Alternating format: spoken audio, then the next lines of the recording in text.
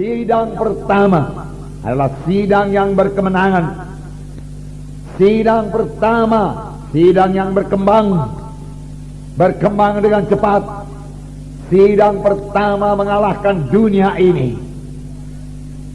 Sidang pertama, sidang yang berkuasa.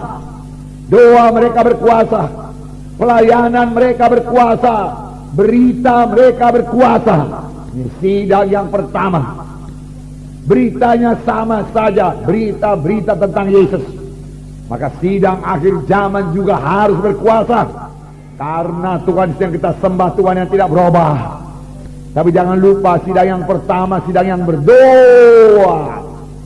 Banyak berdoa. Sidang yang pertama tidak jemu-jemu berdoa. Sidang yang pertama tiap-tiap hari berdoa.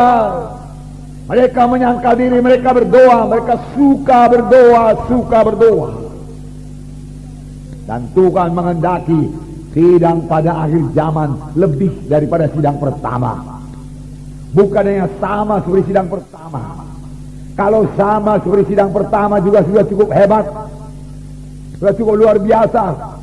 Tapi firman Tuhan Hagai pasal 2 berkata, kemuliaan rumah yang kemudian lebih besar daripada kemuliaan rumah yang semula. Kemuliaan rumah Tuhan yang kemudian, yaitu gereja Tuhan yang kemudian, gereja akhir zaman, lebih mulia daripada gereja yang mula-mula. Karena gereja akhir zaman ialah gereja yang akan diangkat oleh Tuhan. Cintalah yang akan diangkat oleh Tuhan pada akhir zaman ini. Amin, saudara. Tuhan Yesus akan datang segera. Dia bisa datang tiap-tiap saat. Jangan kompromi lagi. Tinggalkan semua dosa. Tuhan yang mengangkat sidang yang suci, supaya kita ikut terangkat waktu Yesus datang kedua kali. Pada waktu murid-murid bertanya, Tuhan, kapankah kedatanganmu yang kedua kali? Tuhan Yesus berkata, pada waktu kamu lihat pohon ara bertunas, kamu tahu musim panas sudah hampir. Ini sudah akhir zaman. Biarlah kita hidup benar di hadapan Tuhan. Amin, saudara. Betul-betul melaksanakan kehendak Tuhan. Kalau berdoa dengan sungguh-sungguh, sama sebagaimana firman Tuhan minggu yang lalu. Bersungguh-sungguh berdoa. Kalau melayani dengan bersungguh-sungguh melayani. Kalau bersaksi dengan sungguh-sungguh. Jangan malu mengaku Tuhan Yesus. Hidup benar, hidup suci. Tinggalkan semua kegelapan, sehingga berkat Tuhan juga tidak terhalang kepada saudara, tidak tersendat-sendat datang kepada saudara. Supaya kutuk dosa dibebaskan dari saudara sekalian. Hidup yang baru, hidup berkemenangan, hidup yang berhasil jadi milik saudara. Yesus mati bukan untuk satu sidang yang lemah. Yesus tidak mati buat sidang yang kompromi. Bukan itu maksud Tuhan. Bukan satu gereja yang plin-plan. Bukan satu gereja yang kompromi dengan kegelapan. Itu bukan kehendak Tuhan. Bukan untuk satu gereja yang mati, tidak ada kehidupan di situ. Bukan satu gereja yang lemah, yang tidak menjadi terang. Bukan. Yesus mati untuk satu sidang yang hidup, sidang yang berani, untuk anggota tubuh Kristus yang menjadi terang, menjadi saksi. Amin. Untuk itulah Yesus mati. Membangun tubuh Kristus, membangun bangsa pilihan Tuhan, imam-imam yang berkerajaan. Firman Tuhan berkata, supaya kamu memberitakan kemuliaan Tuhan sampai ia datang. Haleluya, saudara. Itulah dia maksud Tuhan. Satu sidang yang suci, satu sidang yang kuat, satu sidang yang tidak kompromi, satu sidang yang tidak lemah, satu sidang yang bersaksi, yang tidak malu mengakui sebagai Tuhan dan Juru Selamatnya. Ini kehendak Tuhan. Dan ini, saudaraku, sudah bertambah-tambah jadi di dalam sidang ini. Amin.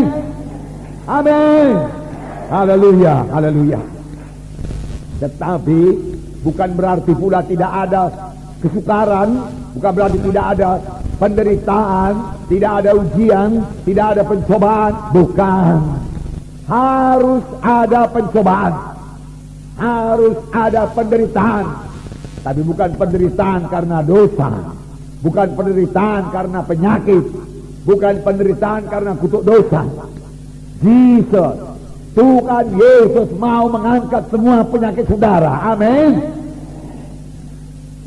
Tuhan Yesus mau mengangkat semua kutuk dosa, bahkan sudah mengangkat semua kutuk dosa. Amin. Sudah, mari bebas. Percaya firman Tuhan ini. Bebas dari kutuk dosa. Supaya anak cucu saudara juga bebas daripada kutuk dosa. Itu yang menghambat kita maju. Kutuk dosa yang menghambat kita untuk keberkatan. Karena kutuk dosa dari dosa. Kalau dari dosa dari setan, setan tidak suka anak Tuhan keberkatan. Mari maju dalam Tuhan. Jadi ada ujian, ada pencobaan, tapi dalam pencobaan itu kita berserah, bersandar kepada Tuhan. Amin. Ini kehendak Tuhan, saudaraku. Kalau tidak ada aniaya, kalau tidak ada pencobaan, kalau tidak ada ujian, maka kekristenan kita akan terus bayi rohani, anak-anak terus. Bagaimana supaya dewasa? Ada ujian, ada aniaya, tapi kita tetap dalam Roh Kudus, tetap percaya pada kuasa Tuhan, tetap dalam Roh. Amin, saudara. Ya, itu membuat kita dewasa. Kerap kali datang aniaya membuat kita bertambah-tambah berdoa. Dan kalau kita bertambah-tambah bersungguh-sungguh berdoa, kita tahu Tuhan pasti memberkati orang yang berdoa. Amin. Ya, luar biasa Tuhan kita itu.